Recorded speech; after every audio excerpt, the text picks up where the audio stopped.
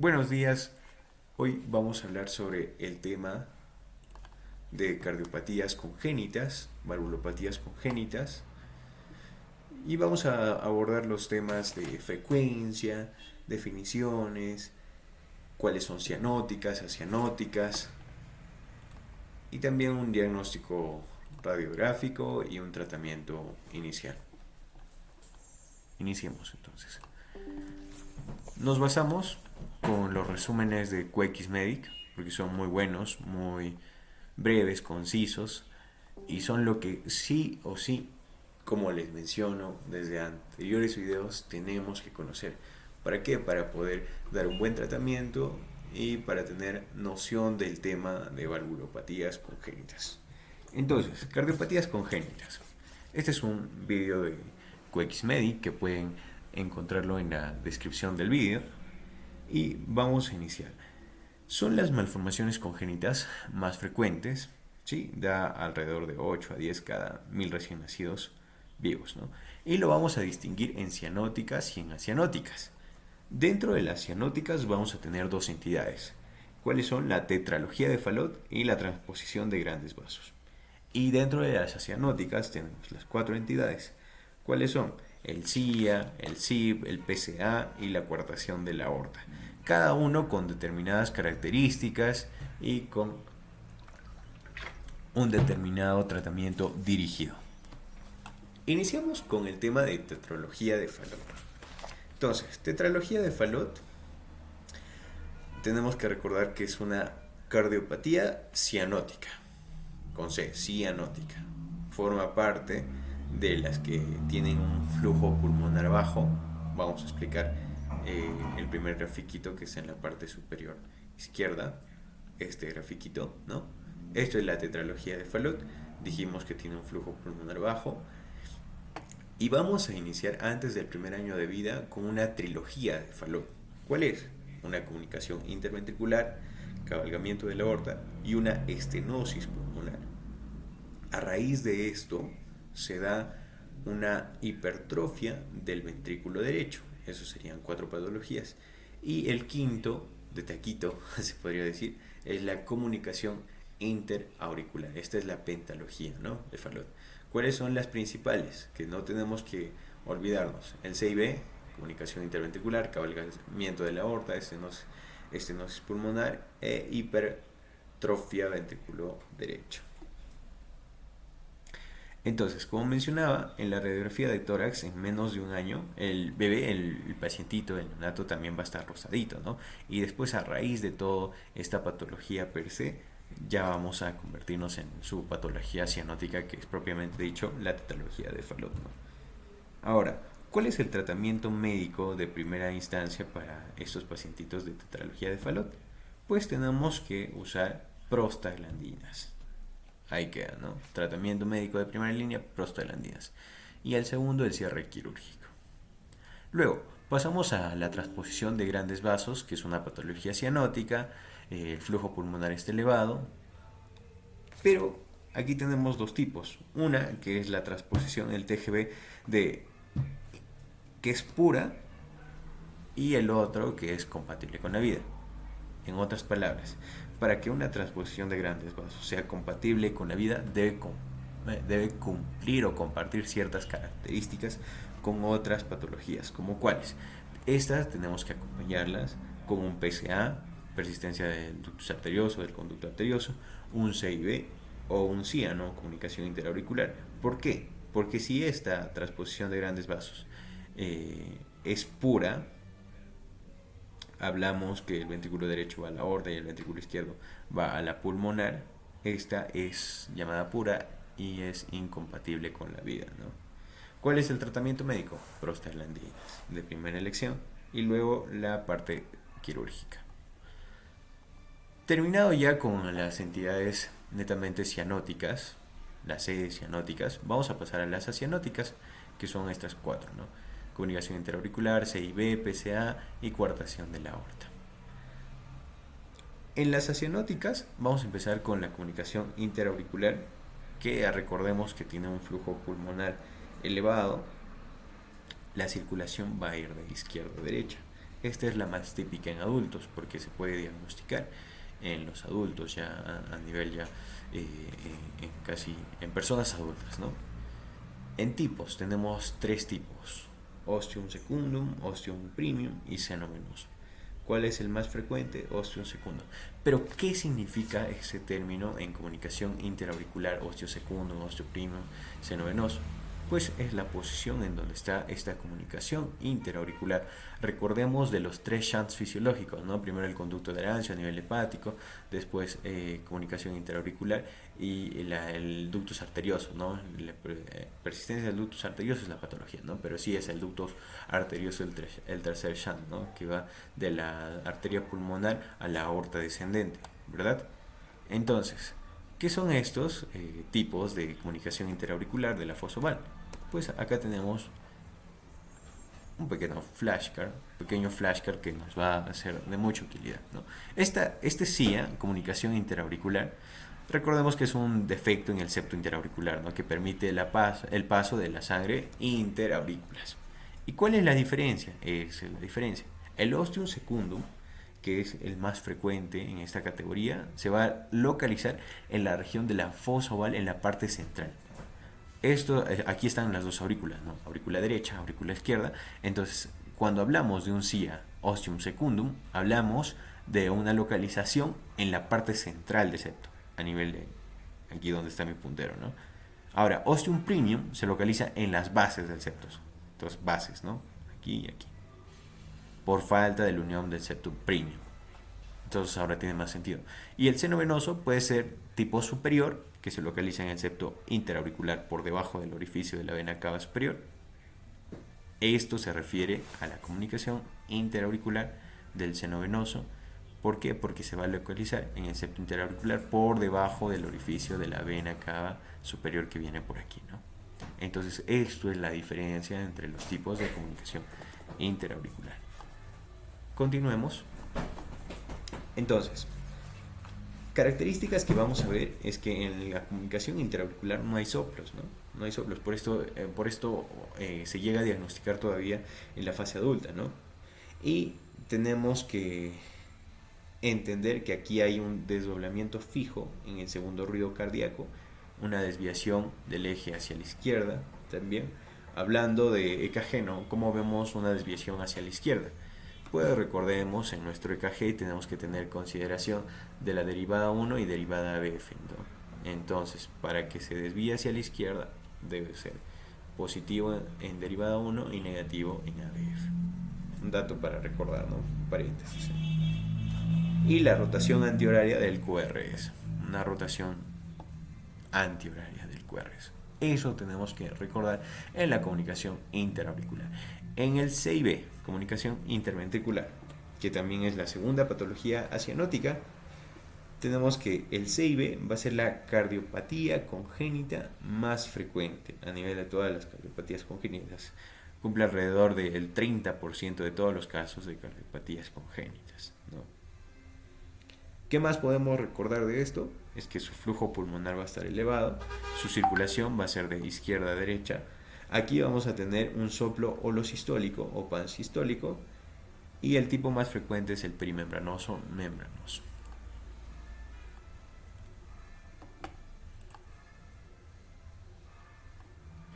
Continuemos entonces. Si tienen alguna pregunta, acotación, corrección, aporte que quieran dar, solo activan sus micros, no se preocupen. Abrir nota. Listo, sigamos. Entonces, ya habíamos visto tetralogía de Fallot, TGB, CIA, que es la cianótica, CIB, que es cianótica también. Entonces, pasemos al tema de la persistencia del conducto arterioso. Recordemos que tenemos tres shunts fisiológicos, ¿verdad? Ya habíamos visto el conducto de Arancio a nivel hepático, que más la fosa oval y el ductus arterioso, ¿no? El ductus arterioso que va desde la arteria pulmonar, dijimos, hasta la aorta descendente, ¿no? Es una comunicación. Y ahora cuando esta persiste puede causar alguna patología. Hablando netamente del PCA, tenemos que recordar que es acianótica, con flujo pulmonar elevado, y va a ser más frecuentes en los chiquitos prematuros, ¿no? ¿Cómo vamos a verlo? Pues vamos a ver un soplo sistodiastólico continuo o también en maquinaria de Gibson. Pero ¿por qué maquinaria de Gibson? Pues vamos a tener en cuenta el sonido de maquinaria de Gibson. Entonces, tú pones, voy a mostrarles un videito, soplo en maquinaria de Gibson, para que no se olvide. Maquinaria de Gibson. Este es el sonido clásico.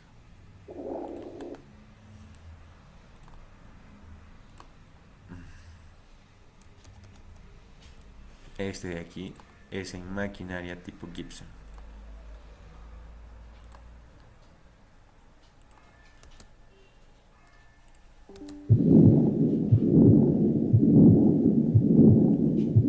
Este es el clásico soplo en maquinaria de Gibson que está presente en el PCA, la persistencia del conducto arterioso, para que no se puedan olvidar. Listo. Vamos a continuar, compartir esta pestaña, Listo. Entonces, siguiendo con nuestro esquema categóricamente ejemplificado, ya habíamos visto que el PSA, el SIA, el CIB son las patologías acianóticas y ahora vamos a hablar de la coartación de la aorta. La coartación de la aorta, nos olvidábamos. ¿Cuál es el tratamiento inicial para el PSA? Pues también tenemos un tratamiento médico de primera mano y después un tratamiento quirúrgico, ¿no? Antes se utilizaba lo que es la indometacina, pero ahora se utiliza el ibuprofeno o en el caso del paracetamol endovenoso, ¿no? Entonces así iría la línea de tratamiento médico para la PSA, para el PSA, ¿no? Ibuprofeno o paracetamol. Y luego ya vemos el tema quirúrgico, ¿no? Y por último, de las entidades de cardiopatías congénitas, que no podemos olvidar que es importante porque viene en los exámenes clásicamente, es la coartación de la aorta. La coartación de la aorta tenemos que recordarla como una entidad acianótica, pero con un flujo pulmonar que puede estar conservado, ¿no? Un flujo pulmonar normal. Entonces, ¿cómo entendemos la coartación de la aorta? Pues la entendemos como una estrechez, ¿no? Esta va a tener una circulación también de izquierda a derecha. Es algo característico, ¿no? Al igual que las acianóticas, de izquierda a derecha, izquierda a derecha, izquierda a derecha, izquierda a derecha. Porque en el adulto es diferente, ¿no? Ya vamos a verlo más a detalle adelante. Entonces, la coartación de la aorta. Lo que sí tenemos que recordarnos que esto va a ser característico de los pacientes con síndrome de Turner. Síndrome de Turner. A diferencia que el síndrome de Turner en hombres se llama síndrome de Noonan, ¿verdad? Y en cambio en ellos, en el síndrome de Noonan, va a ser la estenosis pulmonar la más frecuente. Entonces, cuando tenemos que hablar de la coartación de la aorta, vamos a ver una diferencia categórica entre tanto el pulso como la presión arterial. Va a ser mayor en los miembros superiores que en los miembros inferiores. Otro detalle que es importante recordar es que va a ser preductal en niños y postductal en adultos. Preductal en niños y postductal en adultos, la coartación. Esto vemos de la posición, ¿no? Recordemos del ductus arterioso. Entonces, importantes cosas a manera de resumen que tenemos que recordar. Cardiopatías congénitas. Lo dividimos, cianóticas y acianóticas. En cianóticas tenemos dos entidades frecuentes, la tetralogía de Fallot y el TGV, que es la transposición de grandes vasos, ya habíamos visto cuáles son las características. El flujo pulmonar, de acuerdo al flujo pulmonar, podemos distinguirlo en bajo flujo pulmonar o alto flujo pulmonar, ¿no? ¿Cuál es la única entidad usualmente que tiene flujo pulmonar bajo? La tetralogía de Fallot, propiamente dicho, ¿no? A comparación de todas estas que tienen un flujo pulmonar elevado o normal, ¿no? Como la coartación de la aorta. ¿Qué más? Que en las acianóticas tenemos el CIA, el CIB, el PCA, la coartación de la aorta propiamente dicha. ¿Y cuál es la más frecuente? Pues el CIB. La comunicación interventricular con su soplo holosistólico o pansistólico. Continuemos con este resumen Este resumen es muy, muy bueno, ¿no? Ahora veamos el tema de las frecuencias que también suelen preguntarnos, ¿no? Cardiopatía congénita más frecuente, habíamos mencionado que está dentro de las cardiopatías acianóticas y en este caso sería la comunicación interventricular, ¿no? Cardiopatía congénita cianótica más frecuente, tetralogía de Fallot. La acianótica, al igual que la más frecuente a nivel general, la CIB. La cardiopatía congénita cianótica en menores de un año, la transposición de grandes vasos. La más frecuente en mayores de un año, la Fallot. En prematuros, PCA. En caso que tengan síndrome de rubiola congénita, PCA también. Y algunos trastornos a nivel cromosómico, como es el síndrome de Down, que es característico, el CAB. Y en adultos, el CIA. En síndrome de Turner, como ya habíamos recordado, es la coartación de aorta. Y en el síndrome de Noonan, que es un Turner equivalente en hombres, sería lo que es la estenosis pulmonar con un flujo pulmonar bajo o netamente normal, ¿no? Entonces tenemos que tener estas consideraciones. Y ahora, a raíz de esto también podemos hablar de la crisis de hipoxia, síndrome de Eisenmenger, de lo que es la insuficiencia cardíaca congestiva, con la clasificación funcional del ROS, asintomático, sintomático, pero no tenemos que olvidarnos de lo que podemos ver en las plaquitas, ¿no? El signo de la bota sueca, clásica, ¿no? ¿En qué patología vamos a verla? En la tetralogía de Fallot. ¿Cómo se mira un signo de la bota sueca? Pues vamos a verlo. Signo de bota radiológico. Radiografía, ¿no?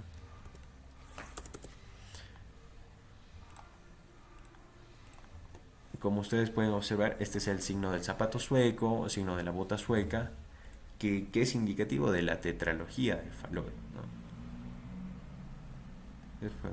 Ustedes con su imaginación igual pueden sacar, ¿no? Esto es tipo una botita o un zapato sueco también le dice. La tetralogía, la famosa tetralogía de Fallot. Tetralogía de Fallot, signo de la bota sueca. Tenemos otros signos característicos en este punto, ¿no? ¿Como cuáles? Por ejemplo, tenemos el signo del huevito. Y recuérdense, mi mnemotecnia de cómo yo me acuerdo es del huevito transgénico, ¿no? Eh, Ahora que había un dilema, ¿no? De alimentos transgénicos, no transgénicos, genéticamente alterados, todo eso. Recuérdense del huevito transgénico. ¿Qué quiere decir eso? Que cuando veamos el signo del huevito, vamos a recordarnos de la transposición de grandes vasos, así como este. ¿Cómo vemos una transposición de grandes vasos? Pues busquemos, está bien. Vamos a enseñarles como el signo de huevo. Radiografía.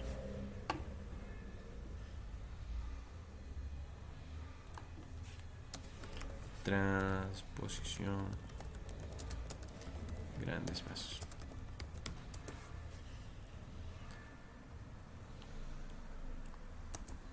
Y está. Compartir esta pestaña. Entonces, aquí está claro, ¿no?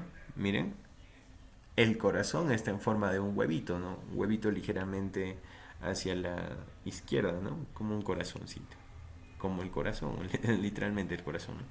¿Y esto qué nos quiere decir? Pues es típico de nuestra patología transposición de grandes vasos. Por eso recuérdense, huevito transgénico. O sea, huevito transposición de grandes vasos. Tenemos otra característica en cuanto al corazón, el signo del jarrón. El signo de jarrón radiológico.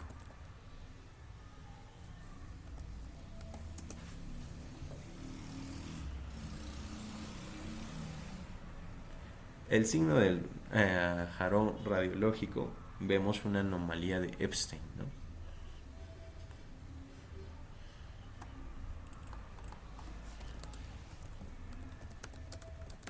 De Epstein.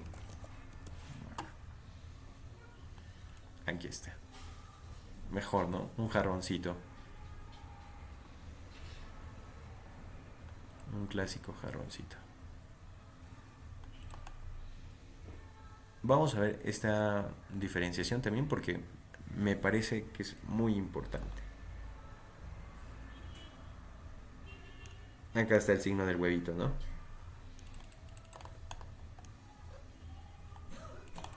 Signo del huevito, que es transposición de grandes vasos. Signo del zapato sueco, que es la tetralogía de Fallot. Signo de la cajita o del jarrón, anomalía de Epstein, ¿no? La cuartación de la aorta podemos verlo así, ¿no? 3 o 3 invertido. Signo de Rosler.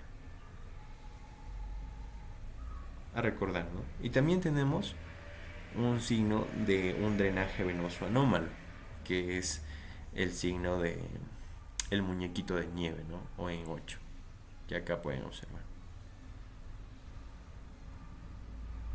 Entonces son consideraciones clásicas de los signos radiológicos en cardiología propiamente dichos. Vamos a seguir. Compartir esta pestaña, compartir. Entonces, al momento hemos visto cuáles son las entidades cardiopatías en las cardiopatías cianóticas, que las hemos dividido en cianóticas y en acianóticas, ¿verdad? Tanto en las cianóticas o acianóticas va a depender si tenemos un flujo pulmonar elevado, bajo o normalizado. Y también que las consideraciones debido a hacia dónde va, ¿no? De izquierda a derecha, ¿no? En las entidades acianóticas. Las más frecuentes que también suelen preguntar. Y por último, los signos radiológicos.